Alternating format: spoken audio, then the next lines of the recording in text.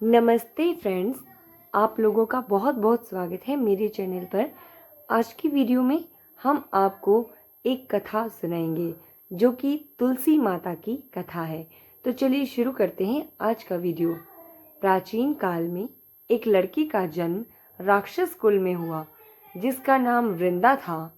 दैत्यराज कालनेमी जैसे राक्षस परिवार में उत्पन्न होने के बाद भी वृंदा भगवान विष्णु की पूजा करती थी। जब वृंदा बड़ी हुई तो उसका विवाह जालंधर नाम के दैत्य से हो गया। जालंधर काफी शक्तिशाली राक्षस था जिसका जन्म भगवान शिव के तेज के कारण समुद्र से हुआ था। बलवान होने के कारण जालंधर को दैत्यों का राजा बनाया गया। वृंदा से शादी करने के बाद जालंधर की शक्ति और पराक्रम बढ़ता ही गया। उसे किसी भी तरह से हराना नामुमकिन हो गया था। जालंधर के बढ़ते अहंकार व आतंक से सभी देवता परेशान हो चुके थे। जालंधर की बढ़ती ताकत के पीछे उसकी पत्नी वृंदा की विष्णु भक्ति और सतीत्व था। होते होते जालंधर अपनी शक्ति और अहंकार में चूर होकर स्वर्ग की देवियों पर काबू पाने का प्रयास करने लगा।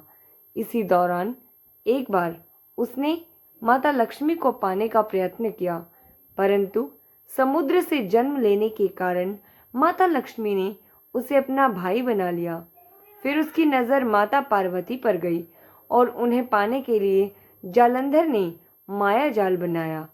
अपने माया जाल से जालंधर ने शिव का रूप धारण किया और माता पार्वती के पास जाने का प्रयास किया। उसी समय माता पार्वती ने उसे पहचान लिया और जब तक जालंधर कुछ समझ पाता, माता पार्वती वहां से अदृश्य हो गई। जालंधर के इस दुर्व्यवहार से माता पार्वती जी को अधिक गुस्सा आया और इस पूरी घटना के बारे में उन्होंने भगवान विष्णु को बताया। इधर जालंधर भगवान शिव से पार्वती जी को पाने के लिए कैलाश पर युद्ध कर रहा था।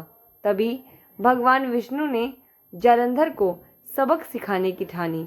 सभी को पता था कि जालंधर अपनी पत्नी के पूजा पाठ और सतीत्व की वजह से ही अजय हुआ है। ऐसे में भगवान विष्णु ने जालंधर को हराने के लिए उसकी पत्नी का पतिव्रत धर्म भंग करने के लिए मायावी चाल चली। भगवान विष्णु एक साधी का रूप धारण करते हैं, जिसके कारण वृंदा से वन में मिलने पहुंचे। उनके साथ दो मायावी राक्षस भी थे। उन्हें देखते ही वृंदा डर गई। तभी भगवान विष्णु ने उन दोनों राक्षसों का वृंदा के सामने ही वध कर दिया। वृंदा यह देख समझ गई कि यह कोई आम व्यक्ति नहीं है।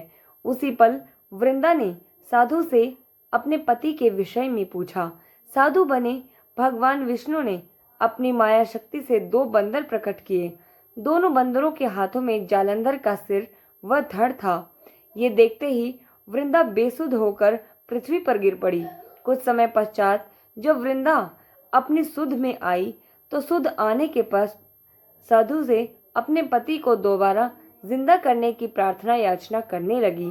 वृंदा की विनती सुनकर उसकी आंखों के सामने साधु ने अपनी माया से जालंधर के कटे हुए शरीर के हिस्सों को जोड़ दिया और स्वयं उस शरीर में समा गए।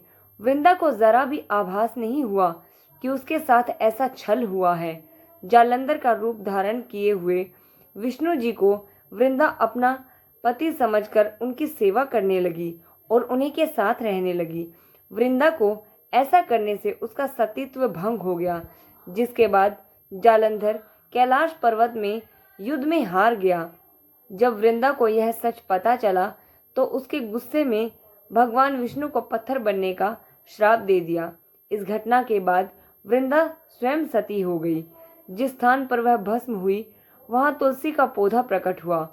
विष्णु भगवान वृंदा के पति भक्ति से प्रसन्न हुए और उन्होंने कहा, हे वृंदा, तुम्हारे पति भक्ति देखने के बाद तुम मुझे प्रिय लगने लगी हो। अब सदैव तुम मेरे साथ तुलसी के स्वरूप में रहोगी। तुम्हारे तुलसी रूप को जो भी व्यक्ति मेरे शालिग्राम के साथ विवाह कराएगा उसे 1000 गुना यश व पुण्य प्राप्त होगा। जिस भी व्यक्ति के घर में तुलसी का वास होगा उस घर में कभी भी असमय यमदूत नहीं आएंगे।